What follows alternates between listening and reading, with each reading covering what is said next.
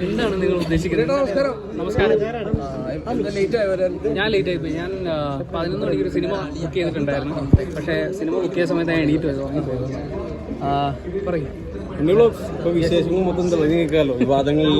വിവാദം എന്ന് പറയാൻ പറ്റില്ല. ഉണ്ണി വ്ളോഗ്സ് ഒരു റിവ്യൂ ഇട്ടു. ബാഡ് ബോയ് സിനിമയ്ക്ക് കണ്ടതിന് ശേഷം റിവ്യൂ ഇട്ടു. ഒരാളുടെ വ്യക്തി സ്വാതന്ത്ര്യമാണ്. ഒരാള് നല്ല സിനിമയാണെങ്കിൽ നല്ലതാന്ന് പറയാം, മോശമാണെങ്കിൽ മോശമാണെന്ന് പറയാം. പക്ഷെ റിവ്യൂ ഏത് തരത്തിലായിക്കോട്ടെ, പക്ഷെ അതിന്റെ പ്രൊഡ്യൂസർ വിളിച്ചിട്ട് നല്ല രീതിയിൽ നമുക്കത് പറയാൻ പറ്റില്ല. വളരെ ഭീഷണിന്ന് മാത്രമല്ല, അതിനകത്ത് പല രീതിയിലൊരു ജാതീയത വരെ കൊണ്ടുവന്ന് വച്ചിരുന്നു. ഇപ്പൊ എന്താണ് റിയാക്ട് ചെയ്യാനുള്ളത്? അതിൽ സംഭവിച്ചെന്താണെന്ന് വെച്ച് കഴിഞ്ഞാൽ, ഞാൻ ഇതിന് ശേഷം കുറേ ആൾക്കാരോട് സംസാരിച്ചു. നമ്മളെ കുറേ ആൾക്കാർ വിളിക്കുകയുണ്ടായി, സംസാരിക്കുകയുണ്ടായി. അപ്പോൾ അതിൽ നിന്നൊക്കെ മനസ്സിലായെന്ന് വെച്ച് കഴിഞ്ഞാൽ ഇതിനകത്തൊരു തെറ്റിദ്ധാരണയുടെ എലമെന്റ് കിടപ്പുണ്ടായിരുന്നു. അപ്പം അതിൻ്റെ പേരിൽ രാവിലെ മുതൽ ഉണ്ടായിരുന്നു. ഇപ്പം നിങ്ങൾ ആ കോള് ഞാൻ ഇപ്പോൾ തൽക്കാലം ഹൈഡ് ചെയ്തിട്ടിരിക്കുകയാണ്.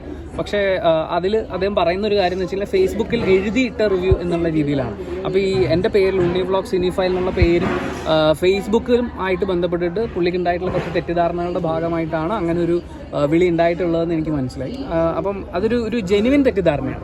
ഈ പറയുന്ന പ്രശ്നകരമായ കാര്യമുണ്ടെങ്കിലും നമ്മൾ ആ ഒരു വീഡിയോ പബ്ലിഷ് ചെയ്യുന്നതിലൂടെ അവർക്ക് അതിൻ്റെതായിട്ടുള്ള, ഇപ്പോൾ അവരുടെ ഭാഗത്തു നിന്നുണ്ടായിട്ടുള്ളൊരു തെറ്റിന് തക്കതായതെന്ന് എനിക്ക് തോന്നുന്ന അത്ര ആയി അത്. അപ്പോൾ പിന്നെയും നമ്മൾ ഒരു പരിധിക്ക് അപ്പുറത്തേക്ക് നമുക്ക് മനുഷ്യന്മാർ ഉപദ്രവിച്ചിട്ട് പ്രത്യേകിച്ച് കാര്യമൊന്നുമില്ലല്ലോ. അപ്പോൾ അദ്ദേഹം ആണെങ്കിലും ഈ മറ്റ് പ്രൊഡ്യൂസേഴ്സ് ആണെങ്കിലും അത് ആവർത്തിക്കാതിരിക്കുക. ഇതിനു മുമ്പ് ഒരു ഡയറക്ടർ വിളിച്ച് തരുന്ന സമയത്തും നമ്മൾ ചെയ്തൊരു കാര്യം എന്താണെന്ന് വെച്ചാൽ, ഇനി ഇത്തരം സംഭവം ഉണ്ടാവില്ല എന്ന് ഉറപ്പ് തരികയും പുള്ളി ഫേസ്ബുക്കിൽ മാപ്പ് പറയുകയും പോസ്റ്റ് ഇടുകയൊക്കെ ചെയ്തതിന് ശേഷമാണ് നമ്മളെ കേസൊക്കെ പിൻവലിച്ചത്.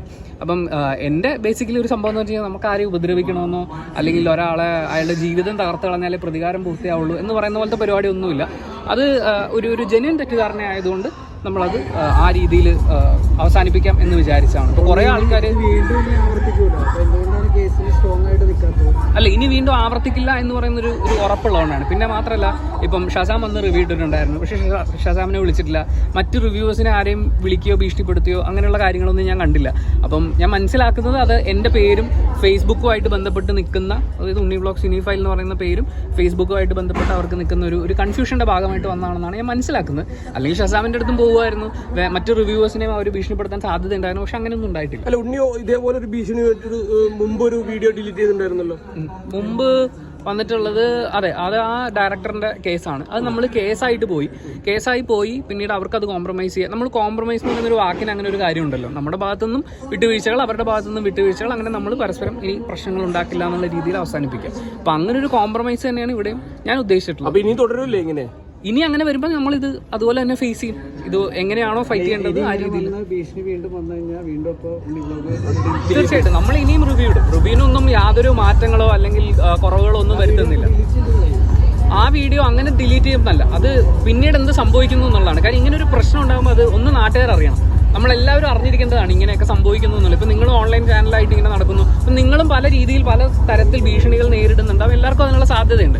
അപ്പോൾ അതുപോലത്തെ ഇഷ്യൂസ് വരുമ്പോൾ ഇതിവിടെ നടക്കുന്നുണ്ട്. ഇതൊരു തൊഴിൽ മേഖലയാണ്. ഇപ്പം നിങ്ങൾ ഈ ക്യാമറ പിടിച്ച് നിൽക്കുന്നതും ഞാൻ ക്യാമറയുടെ മുമ്പിലും സംസാരിക്കുന്നതും ജോലിയാണ്. ഇങ്ങനെ ഒരു ജോലി ചെയ്യുന്ന മേഖലയിൽ ഒരു പ്രശ്നം ഉണ്ടാകുന്നു എന്നുള്ളത് നാട്ടുകാർ അറിയണം. ഇതിനൊരു തൊഴിൽ മേഖലയാണ്. ഇവിടെ അനാവശ്യമായി ഭീഷണി മുഴക്കുന്നവരുണ്ടെന്ന് നാട്ടുകാർ അറിയണം. ആൻഡ് ഭീഷണി മുഴക്കി കഴിഞ്ഞാൽ നിയമപരമായി അവരതിനെ നേരിടേണ്ടി വരുമെന്നുള്ള ഒരു മുന്നറിയിപ്പ് അവർക്ക് കിട്ടണം എന്നുള്ളതാണ് ഇവിടുത്തെ പ്രധാന ഉദ്ദേശം എന്ന് പറയുന്നത്. എനിക്കിപ്പം ഒരു പ്രൊഡ്യൂസറിൻ്റെയോ ഡയറക്ടറിൻ്റെയോ കരിയറോ ജീവിതമോ അവരുടെ പേരോ ചീത്തയാക്കുക എന്നുള്ളതല്ല. അവർ ജോലി ചെയ്യുന്നു, നമ്മളും ജോലി ചെയ്യുന്നു. അവർ ജോലി ചെയ്തോട്ടെ, നമ്മൾ നമ്മുടെ ജോലി ചെയ്യും. നമ്മുടെ ജോലിയിൽ അനാവശ്യമായി കൈ കടത്തുകയോ നമുക്ക് ബുദ്ധിമുട്ടുണ്ടാക്കുകയോ ചെയ്തു കഴിഞ്ഞാൽ നമ്മളും പ്രതികരിക്കും. ആ ഒരു ഇമേജ് കൊടുക്കുക, അത്രേ ഉള്ളൂ. ഈ പ്രൊഡ്യൂസേഴ്സ് തന്നെയാണ് ഈ നല്ല സിനിമകൾ വരുമ്പോൾ നല്ല രീതിയിൽ നിങ്ങളുടെ വീഡിയോ എടുത്തിട്ട് തന്നെ അവർ പ്രൊമോട്ട് ചെയ്യാറുണ്ട്. പക്ഷേ എന്തുകൊണ്ട് ഈ മോശം സിനിമ ഒരു മോശം സിനിമ കണ്ടിട്ട് മോശം എന്ന് പറയുമ്പോൾ ഇവരെന്തിനാണ് ഇങ്ങനെ കാണിക്കുന്നത്? എനിക്ക് ഫീൽ ചെയ്തിട്ടുള്ള ഒരു കാര്യം എന്ന് വെച്ച് കഴിഞ്ഞാൽ, ഈ സിനിമ കഴിഞ്ഞ് പുറത്തേക്ക് ഇറങ്ങുന്ന സമയത്ത് ഇവരുടെ ബന്ധുക്കളും കൂട്ടുകാരൊക്കെ ആയിട്ടാണ് ആദ്യത്തെ ഷോസൊക്കെ ഇവർ പോയി കാണാം. അപ്പോൾ എല്ലാവരും ചുറ്റും നിന്ന് നല്ലത് നല്ലത് നല്ലതെന്ന് പറഞ്ഞുകൊണ്ടിരിക്കുകയാണ്. മാത്രമല്ല, ആസ് എ പ്രൊഡ്യൂസർ എനിക്ക് പല പ്രൊഡ്യൂസർമാരിൽ നിന്നും സംസാരിച്ച് കഴിയുമ്പോൾ മനസ്സിലായിട്ടുള്ള കാര്യം എന്ന് വെച്ചാൽ, ഇപ്പം ഡയറക്ടേഴ്സ് ആണെങ്കിലും സ്ക്രിപ്റ്റ് റൈറ്റേഴ്സ് ആണെങ്കിലും ആക്ടേഴ്സ് ആണെങ്കിലും ഇവർക്ക് കൊടുക്കുന്നൊരു ഇമേജ് ഉണ്ട്. ഈ പടം ആണ് അടുത്ത മലയാളത്തിലെ ഏറ്റവും ബിഗ്ഗസ്റ്റ് തിങ് എന്നുള്ളത്. അപ്പോൾ ആ ഒരു ഫീലിലൊക്കെ ഇരിക്കുന്ന ഒരു പ്രൊഡ്യൂസറിന് പുള്ളി ആ വീഡിയോയിൽ പറയുന്ന പോലെ തന്നെ പൈസ മുടക്കി കഴിയുമ്പോൾ പുള്ളിക്കൊരു വേദന ഉണ്ടാവും. അപ്പോൾ ആ വേദന പല രീതിയിൽ പ്രകടിപ്പിക്കുന്നവരുണ്ട്. വിളിച്ചിട്ട് മോശമായി പോയിട്ടോ അങ്ങനെ ചെയ്യേണ്ടായിരുന്നു എന്ന് പറയുന്നവരുണ്ട്. ചിലപ്പോൾ കുറച്ചുകൂടി ഈ പറഞ്ഞ ഭാഷയിൽ സംസാരിക്കുന്നവരും ഉണ്ടാവും. അപ്പോൾ അത് ആ വരുന്ന രീതിയിൽ ഡീൽ ചെയ്യാന്നുള്ളതാണ്. പ്രൊഡ്യൂസറിന് ഉണ്ടാകുന്ന വേദന പുള്ളി കാശ് മുടക്കിയാണ്. ഡയറക്ടറിനും ആക്ടേഴ്സിനും എല്ലാവർക്കും പൈസ കിട്ടിക്കഴിഞ്ഞാണ്. അപ്പം എൻഡ് ഓഫ് ദ ഡേ പടം റിലീസായി കഴിയുമ്പോൾ പ്രൊഡ്യൂസറിനാണ് റിവ്യൂ ചെയ്യുമ്പോൾ പെയിൻ കൂടുതലുണ്ടാവുക. നമുക്കത് മനസ്സിലാക്കാൻ പറ്റുന്നുണ്ട്. പക്ഷേ അടുത്ത പടം പുള്ളി ചെയ്യുമ്പോൾ ഇങ്ങനെ പറഞ്ഞ് പറ്റിച്ച പ്രൊഡ്യൂസറിനെയും ഡയറക്ടറിനെയും പടം എടുക്കാതിരിക്കുക എന്നുള്ളത് പുള്ളി ചെയ്യേണ്ട ഒരു കാര്യം.